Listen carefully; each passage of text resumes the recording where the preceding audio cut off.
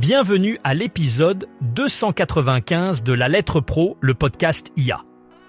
Je suis Brulatour, le rédacteur en chef de La Lettre Pro. Aujourd'hui, nous allons explorer les grands titres de la journée. Nous parlerons du classement Le Radio Buzz 40, de l'étude Soci-Audio 2025, de la nouvelle grille d'Europe 1 pour la saison 2025-2026, des leçons de courage en radio de David Livingstone et enfin de la propriété des radios AM et FM aux États-Unis examinée par la Commission fédérale des communications.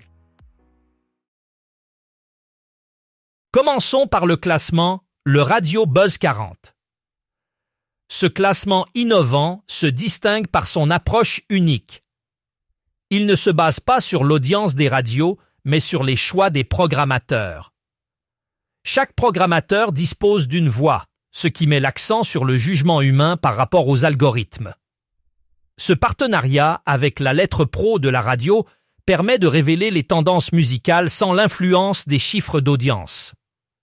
Ce classement inclut également des mentions spéciales comme la meilleure entrée, la meilleure progression et la grosse gamelle de la semaine, offrant un aperçu dynamique de l'évolution musicale sur plus de 200 stations de radio. Restez à l'écoute pour découvrir les prochaines actualités passionnantes du monde de la radio. La Lettre Pro de la radio a lancé la première édition de l'enquête annuelle Soci-Audio, la confiance des radios, en partenariat avec Xperi, RCS et Podcast AI.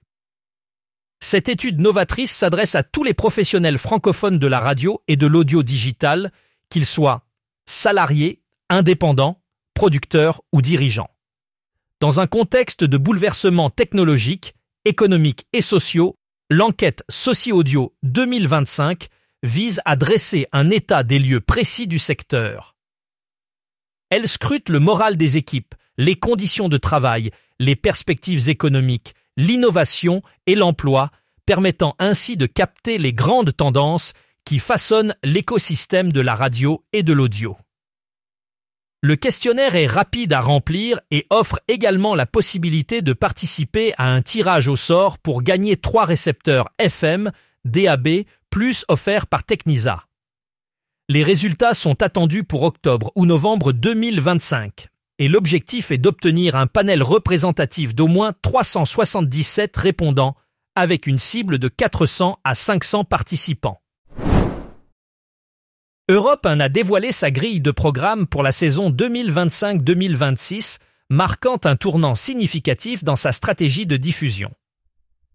La station a mis l'accent sur l'innovation et l'originalité, introduisant plusieurs nouvelles émissions qui promettent de captiver les auditeurs.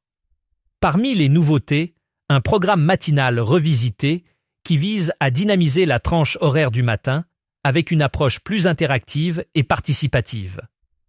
Europe 1 s'engage également à renforcer sa connexion avec le public grâce à des segments plus courts et dynamiques, adaptés aux nouvelles habitudes d'écoute. De plus, la station prévoit d'intégrer davantage de contenu numérique reflétant l'évolution des médias vers une offre multiplateforme. Cette nouvelle grille témoigne de l'engagement d'Europe 1 à rester à la pointe des tendances radiophoniques, tout en répondant aux attentes changeantes de son audience. Aujourd'hui, nous allons plonger dans l'univers fascinant de David Livingstone et découvrir ce que son aventure nous enseigne sur le courage en radio.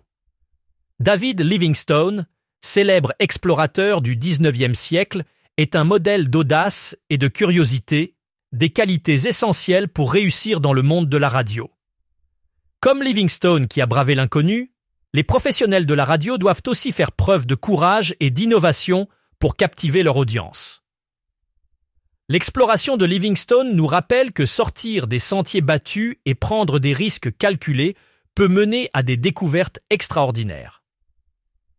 En radio, cela signifie expérimenter avec de nouveaux formats, repousser les limites de la créativité et s'adapter aux évolutions technologiques.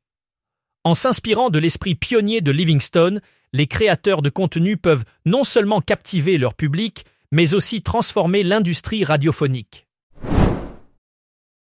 La Commission fédérale des communications, ou FCC, a récemment mis en lumière le déséquilibre dans la propriété des stations de radio AM et FM aux États-Unis. En scrutant les données, il apparaît que la majorité des propriétaires de ces stations sont des hommes blancs, tandis que les femmes, les hispaniques et d'autres groupes raciaux sont largement sous-représentés.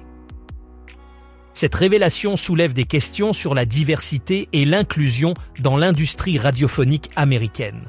Le rapport de la FCC vise à encourager une réflexion plus approfondie sur la manière dont ces inégalités peuvent être abordées et corrigées. En mettant en avant ces disparités, la FCC espère inciter à des changements qui pourraient promouvoir une représentation plus équitable et diversifiée dans le domaine de la radio. Pour en savoir plus sur ces sujets, rendez-vous sur notre site lalettre.pro où vous pouvez également vous abonner à notre newsletter quotidienne pour rester informé.